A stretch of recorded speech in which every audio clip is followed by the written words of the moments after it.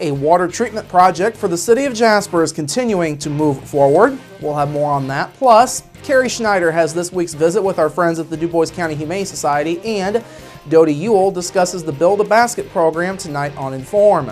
All of that and much more is up next here on the 18 WJTS News.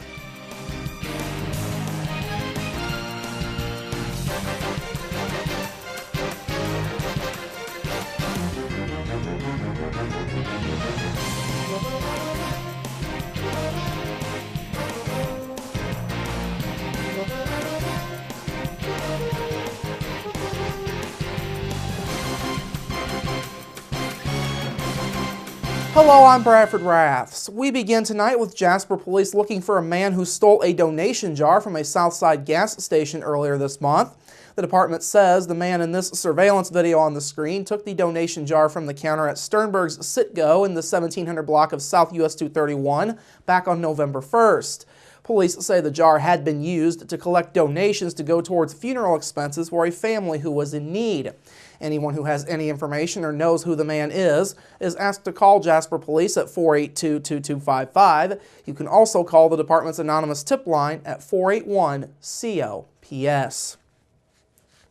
A required water quality project for the city of Jasper is moving forward.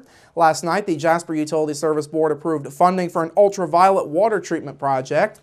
This project was mandated a couple of years ago by the Indiana Department of Environmental Management. Now, UV treatment is often used as a pre-treatment or polishing step to disinfect water and to sterilize it. Jasper Utilities General Manager Bud Hauersperger says the UV treatment also will allow for less chlorine to be used in water treatment. The project is expected to cost $1.4 million in all. The utility board approved borrowing the money from the city's electric distribution department. The borrowed money comes with the condition that it will have to be paid off within 5 years. Hauersperger says borrowing from the electric utility was a better option for funding. Kind of lucky in that aspect that we don't have to go out and get bonding because there's additional costs and legal fees associated with getting a bond to do this type of work. With having the assets available in the electric department, we're able to kind of eliminate some of those costs and get they give us a pretty good deal on interest rates. We feel like that's a very good opportunity, the best way to do it too. Now, Hauersperger says digging for the project began yesterday. Work is expected to be done in July or August of next year. Also last night, Hauersperger told the board about an environmental study to be done at the former Jasper power plant. Hauersperger says Lisa Galehausen with the Indiana 15 Regional Planning Commission approached the city recently about state funding that had become available to do such a study. Hauersperger says getting the study done this way is different than it's been done in the past. We were kind of make the developer do the environmental assessment. We were going to roll that cost into his proposal.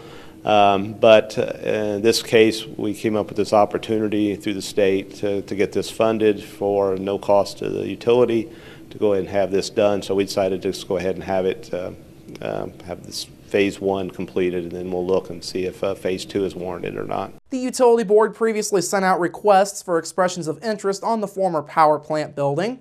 Those are still being accepted. The final deadline for them is coming up December 1st. Radius Indiana has announced a new communications director. President and CEO Becky Skillman says Amy Lohr has taken over all communications and marketing responsibilities for Radius. Skillman says Lohr will also support the communications efforts for the Westgate at Crane Technology Park through her work with Stimulus Engineering Services. In a news release, Skillman says she is happy to have Lohr join Radius Indiana. She cited Lohr's understanding of small cities and towns along with her passion for making them better. Lohr comes to Radius Indiana after many years working for state and federal lawmakers. After a stint as a staff member for former U.S. Senator John Kyle of Arizona, Lohr joined Skillman's State House staff in 2005 as a member of her communications team. Lohr served for 7 years with Skillman before leaving in 2012 to pursue graduate studies.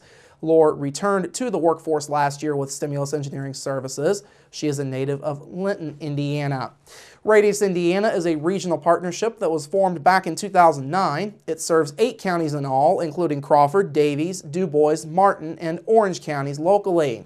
Radius also is the main point of contact for NSWC Crane outside of the gates. Finally this evening, the 4 caucus leaders of the Indiana General Assembly say they plan to spend most of their time on school funding and taxes in the upcoming legislative session. Republicans have called for increased school funding for suburban and rural schools, but Democrats argue that will likely eat away at funding for urban schools.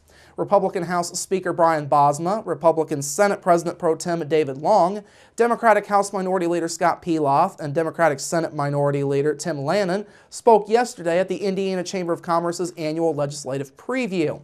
Meanwhile, Chamber President Kevin Brinegar made waves yesterday when he said he would like to see the state schools superintendent become an appointed position amid ongoing partisan election battles. Brinegar also suggested that if lawmakers reject the proposal, the governor's appointees on the State Board of Education should be allowed to elect a chair other than Democratic Superintendent Glenda Ritz. Now, action was predictably hot. Ritz spokesman Daniel Altman called any decision to appoint the position short-sighted. Bosma and Long were also cool to the idea when they were asked about it. All right, coming up after the break, Carrie is up next with our friends from the DuBois County Humane Society, plus your local forecast, sports with Kurt Guxell, and Inform with Dodie Ewell. That's all up next here on the 18 WJTS News. Local people watching local people.